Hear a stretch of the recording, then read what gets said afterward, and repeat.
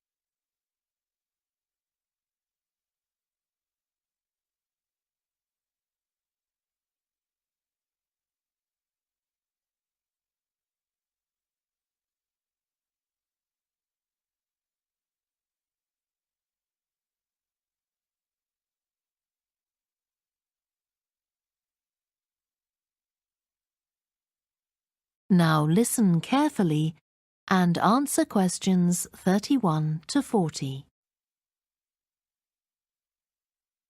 As we saw in the last lecture, a major cause of climate change is the rapid rise in the level of carbon dioxide in the atmosphere over the last century. If we could reduce the amount of CO2, perhaps the rate of climate change could also be slowed down. One potential method involves enhancing the role of the soil that plants grow in with regard to absorbing CO2. Ratan Lal, a soil scientist from Ohio State University in the USA, claims that the world's agricultural soils could potentially absorb 13% of the carbon dioxide in the atmosphere, the equivalent of the amount released in the last 30 years, and research is going on into how this might be achieved.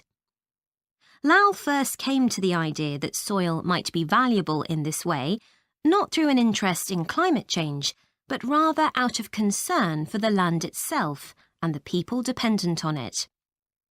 Carbon-rich soil is dark, crumbly and fertile and retains some water. But erosion can occur if soil is dry, which is a likely effect if it contains inadequate amounts of carbon. Erosion is of course bad for people trying to grow crops or breed animals on that terrain. In the 1970s and 80s, Lal was studying soils in Africa so devoid of organic matter that the ground had become extremely hard, like cement.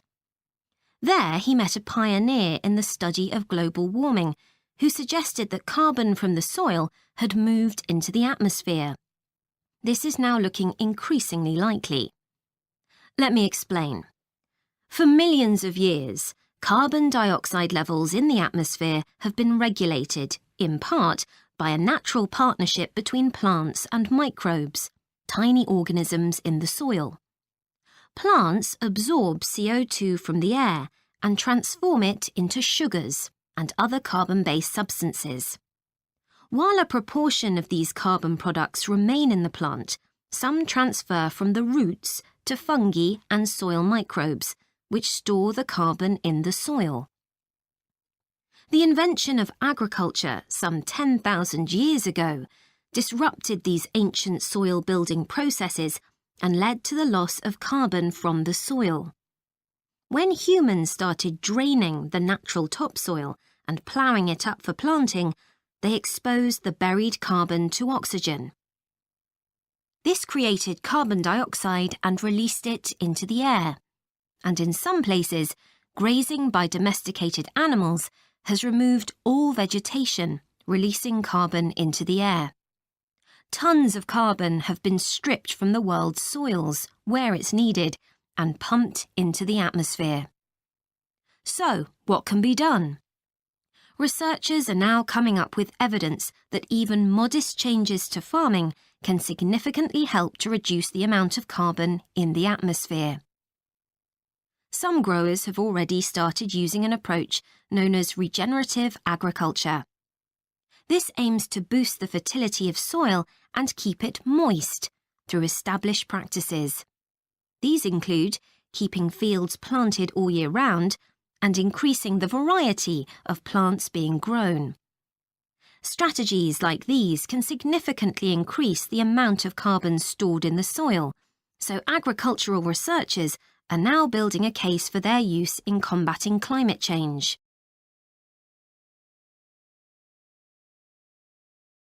One American investigation into the potential for storing CO2 on agricultural lands is taking place in California.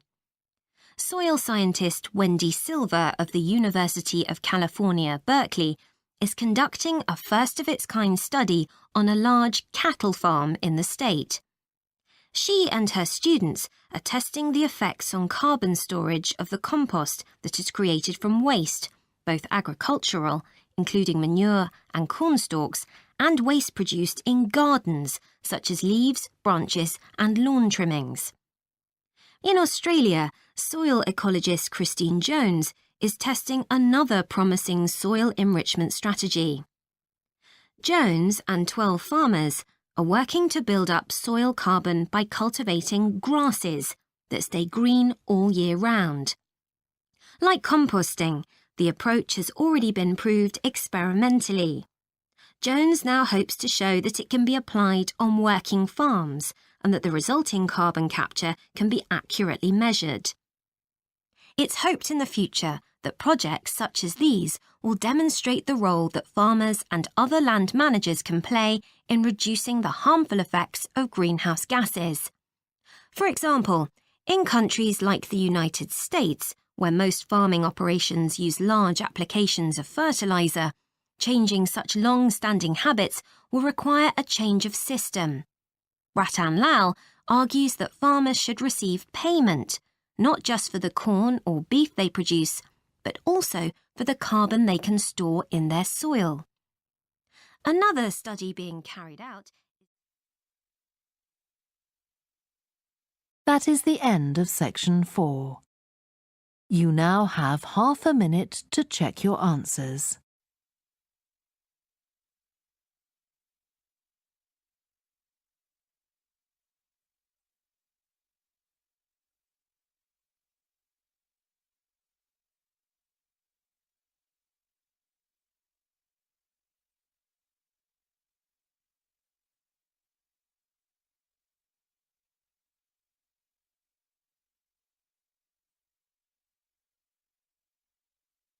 Recording 42. You will hear a lecture about how the production of ceramics, such as plates, pots and glass, first began. First, you have some time to look at questions 31 to 40.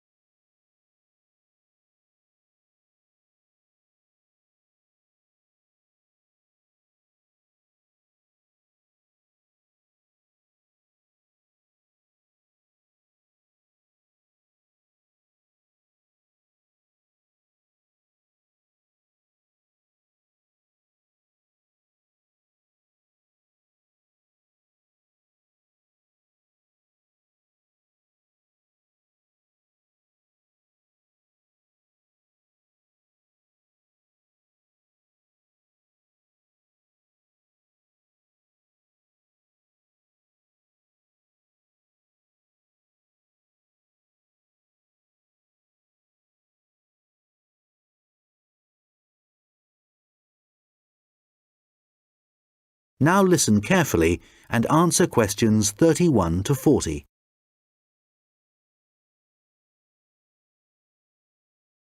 Hi everyone. Today I'm going to be talking about the origins of ceramics. So first of all, let's start off with, what is a ceramic? Well, generally speaking, ceramics are what you get when you apply heat to certain inorganic, non-metallic solids and then allow them to cool.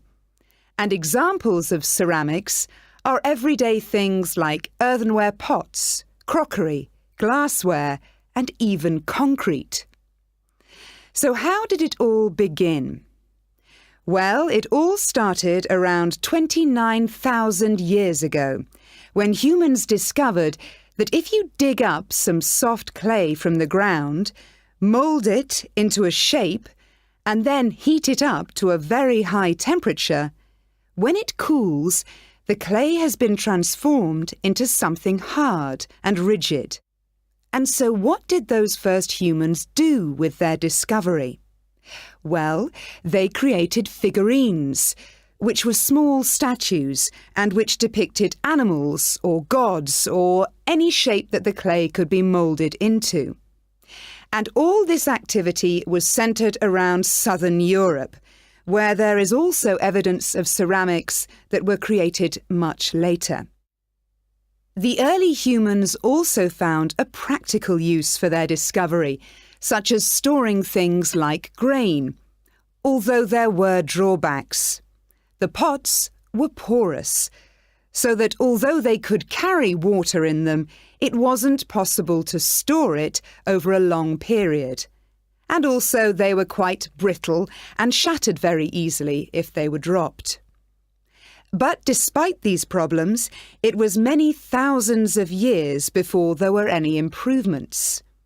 In China, at around 200 BC, they discovered that by adding minerals to the clay, they could improve both the appearance and the strength of the ceramics. But it took nearly 1,000 years before they perfected the process to produce high-quality ceramics known as porcelain. And once they had perfected the process, they kept it a secret for another 1,000 years. Compared to the first ceramics, porcelain was lighter, finer, harder, and whiter, and became an important commodity in China's trading with the rest of the world for hundreds of years. In fact, it became so valuable that it was known as white gold, and spies were sent to China to discover what they did to the clay to produce such high-quality merchandise. It wasn't until the 18th century that the secret began to unravel. A German alchemist called Johann Friedrich Böttger was asked by the king to make gold out of lead. Unfortunately, Böttger failed to achieve this and soon gave up. But in order to please the king, he attempted to make high-quality porcelain. And after many years of experimentation, he discovered that by adding quartz and a material called China stone to very high-quality clay, he managed to get the same results that the Chinese had been achieving for the last 1,000 years.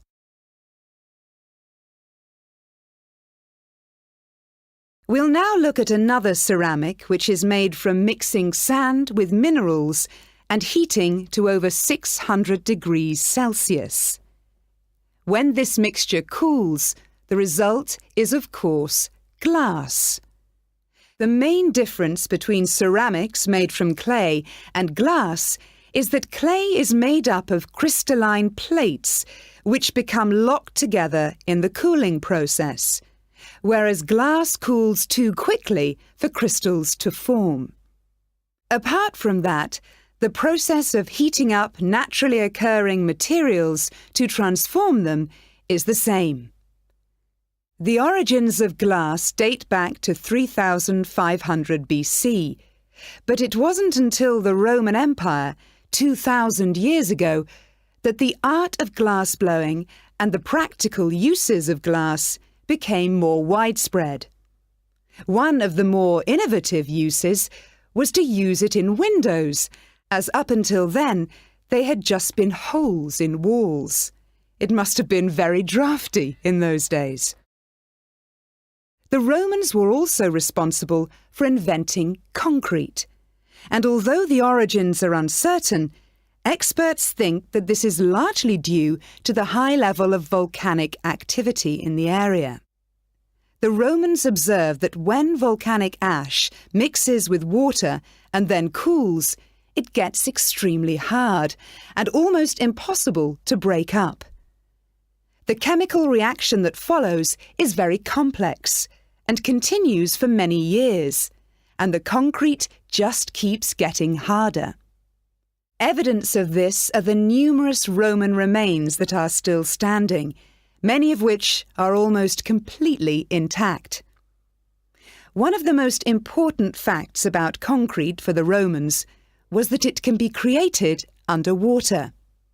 As the Roman Empire grew, the Romans needed to take control of the seas, and for this they needed to build harbours capable of holding a fleet of ships.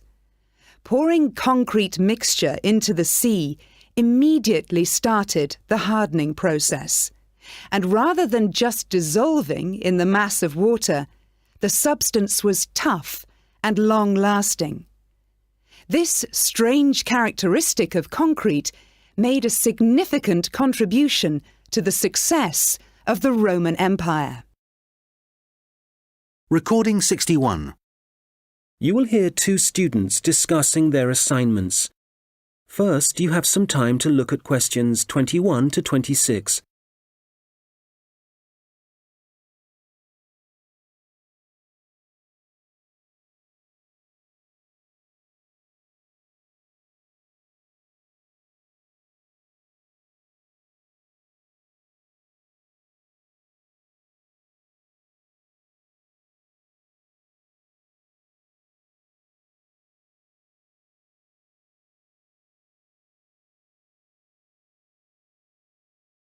Hi, Mike. How's it going?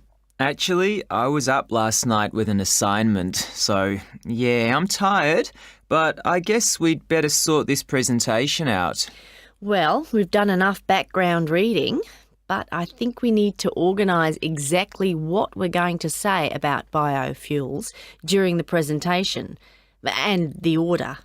I thought we could start by asking our audience what car engines were first designed to run on, fossil fuels or biofuels. Nice idea. Yes, when most people think about cars and fuel, they think about all the carbon dioxide that's produced, but they don't realise that that wasn't always the case. You're probably right.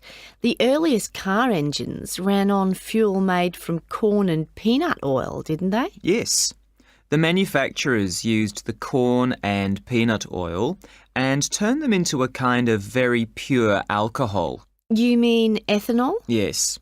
In fact, most biofuels are still based on ethanol. Actually, I've got some notes here about the process of turning plant matter into ethanol, the chemical reactions and the fermentation stages. And it's interesting. The other students would appreciate it, but different biofuels use different processes. And if we give a general description, there's a risk we'll get it wrong, and then the tutor might mark us down. I'd rather we focus on the environmental issues. Fair enough. So, the main plants that are used for biofuel production now are sugarcane, corn... and canola. Of all of them, canola is probably the least harmful because machines that use it don't produce as much carbon monoxide. Sugarcane seems to be controversial. It doesn't require as much fertiliser as corn does to grow, but when they burn the sugarcane fields, that releases loads of greenhouse gases. Yes, but some critics have suggested that the production of corn ethanol uses up more fossil fuel energy than the biofuel energy it eventually produces. For that reason, I'd say it was more harmful to the environment. I see what you mean. You're probably right. It's interesting how everyone saw the biofuel industry as the answer to our energy problems, but in some ways, biofuels have created new problems. Well, in the USA, I wouldn't say that farmers are having problems. The biofuel industry, for them, has turned out to be really profitable. I think, though, that even in the USA, ethanol is still only used as an additive to gasoline or petrol. The problem is that it still has to be transported by trucks or rail because they haven't built any pipelines to move it. Once they do, it'll be cheaper and the industry might move forward. That'll have to happen one day. At least the government are in favour of biofuel development. Yes, but Brazil's probably in the lead as far as biofuels are concerned.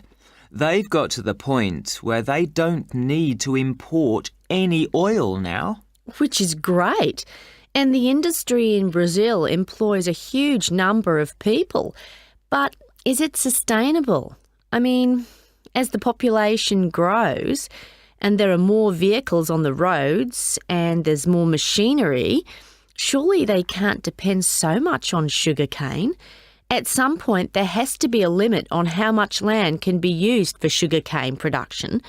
Certainly if you want to preserve natural habitats and native wildlife. I think that whatever problems Brazil's facing now, the same will be true for any country.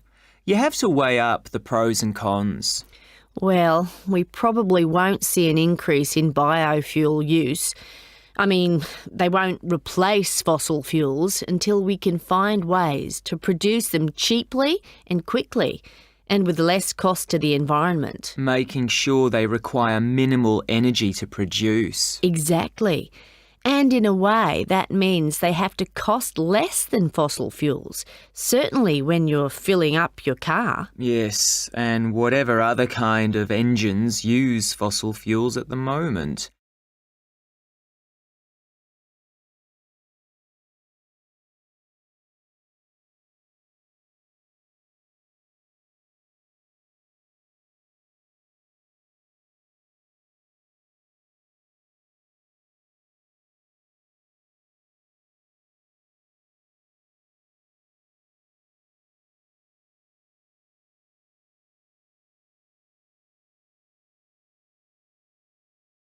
Now listen and answer questions 27 to 30. All right, so in the last section of the presentation, what problems are we focusing on? Well, we've already had a look at different types of pollution in the first section, so we can leave that out.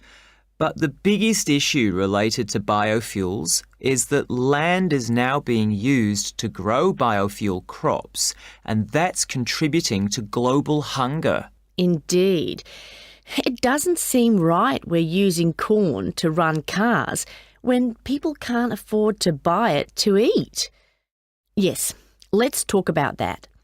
The other thing is that in some countries, the way that biofuel crops are grown and harvested still produces a great deal of pollution, really damaging to the atmosphere. OK, that's definitely an issue we should look at. Let's not finish on a negative note, though. Why don't we talk about the potential new sources of biofuel? So rather than corn and sugarcane, what other plants could be used? Good. Some companies are exploring the possibility of using wood and seeing how that can be used to make ethanol. Yes, and algae is another possibility. You can grow it in any water and it absorbs pollutants too. I read that. And grasses, they're another plant that researchers are investigating as a biofuel. And these kind of plants aren't used as food, which is why... That is the end of section 3. You now have half a minute to check your answers.